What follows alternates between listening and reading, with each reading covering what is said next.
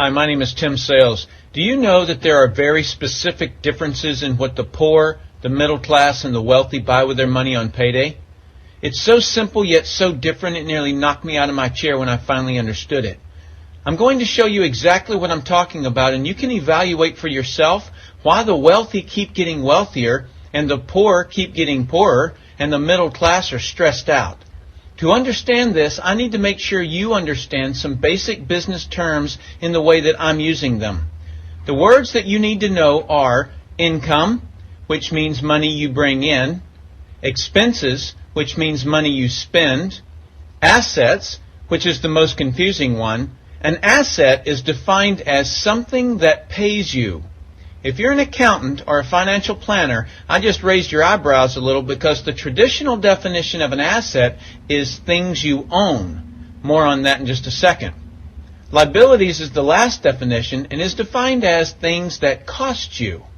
A house is typically viewed as an asset, but can it actually be a liability? Yes. By the definition I used earlier, anything that costs you money is a liability, not an asset. But to answer your curiosity, yes, a house can be considered an asset. When is it an asset? When it pays you money. If you were to buy a house and rent it out, and it paid you a positive cash flow every month, that would then be considered an asset. One more time on the definitions, just to be very clear before we continue. Income is money you make, expenses are money you spend, an asset pays you, and a liability costs you. Now let's look at what the poor buy on payday. On payday, the poor buy what I'm going to call stuff. What is stuff? Inexpensive things that people buy that they don't really need to survive. You go into someone's house and you can't find any counter or tabletop space in the whole house because of all the stuff on it. You can't find a single foot of white space on any wall in their house because of all the stuff that's hanging on it. Where did they get this stuff? They bought it at the flea market, at the garage sale, at the dollar store, at the craft show. Their house and their car is full and cluttered with stuff. So income comes in on payday and then goes straight out the expense column to buy stuff. The poor really never educate themselves on assets and liabilities.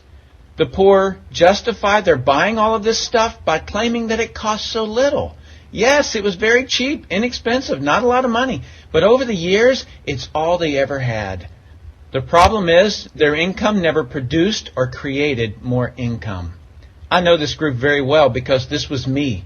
This was the way I was raised.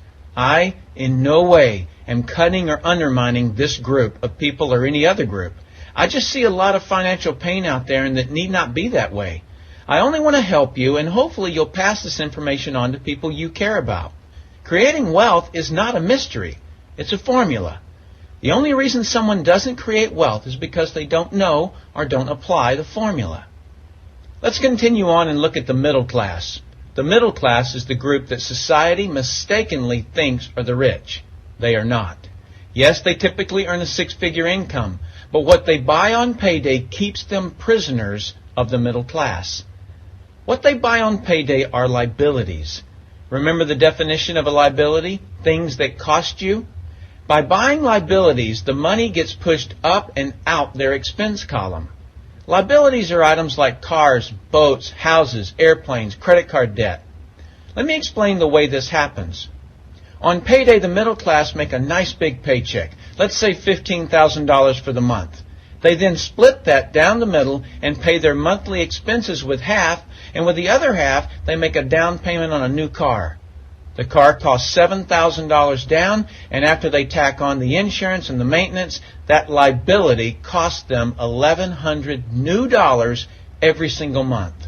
A few months go by and they want a boat, then a vacation home, a Rolex watch on the credit card, a vacation on the credit card, and before you know it, their liabilities have raised the expense levels to near or above their income levels. They actually spend equal to or more than they make, meaning that they have to go to work and make a certain amount of money every single month because of their liabilities. The other important issue with both the poor and the middle class is that normally all of their income is dependent on their own effort. meaning they've educated themselves to exchange their knowledge and expertise for someone's money. Here's an example. An attorney is knowledgeable about law, so people pay him or her money in exchange for that knowledge on an hourly basis. The problem there is that if they're not, the attorney, sharing that knowledge with a client, then the attorney is not making any money. Their stress level is as tight as a piano string. And if you were to ask them to go to dinner with you, they very rarely can because of how much money it'll cost them to take that time off. On the surface, life is merry. The reality is that it's a roller coaster ride. That's the middle class. Now let's look at what the wealthy buy. On payday, the wealthy buy assets. Again, an asset is something that pays you. If you want to become wealthy, buy assets that then earn you more income. The money wheel looks like this. Buy assets that produce cash, that then buy more assets that produce more cash, that then buy more assets that produce more cash. The wealthy spend their money and buy things that produce more money. Here's a couple of examples of assets that produce more income. Investments are the obvious: stocks, bonds, real estate. Education is another asset.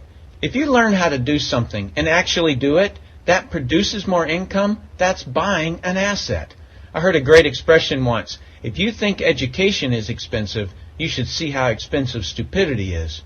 Another example of assets you can buy that pay you is businesses, especially those businesses that can create a passive income. Passive meaning that once you build it up, it pays you whether you're still building it or not. A little example is if you buy a pinball machine and put it in a barber shop. You don't spend any of the profits. You save them until you can buy another pinball machine and put it in another barber shop. This, by the way, was Warren Buffett's first business. Warren Buffett, by the way, is one of the top 2 richest men in America. The wealthy are extremely eager to find those passive income businesses because it continues to pay them month after month, year after year, long after they've stopped working the business. That's actually the way I created my millions. I found a passive income business that I built up, and it continues to pay me month after month, year after year. I then took those profits and multiplied them in another passive money business, and then again in another. In conclusion, here's what I've learned. You can't find these passive money businesses unless you're open to hearing about them. Then once you find them, be willing to research them. The reason I say this is that I answered a hokey little ad that I ended up making a couple of $1 million from, simply because of that ad. So these businesses are out there. You just got to find them. You've also got to be educated enough that when the right situation does present itself, you don't miss it. So remember, the poor buy stuff, the middle class buy liabilities, and the wealthy buy assets, preferably businesses that can create passive money. Then take that money and buy another asset that produces more money. That's the wealth creation formula. I sincerely hope that you've learned a couple of things from this explanation. I'm Tim Sales.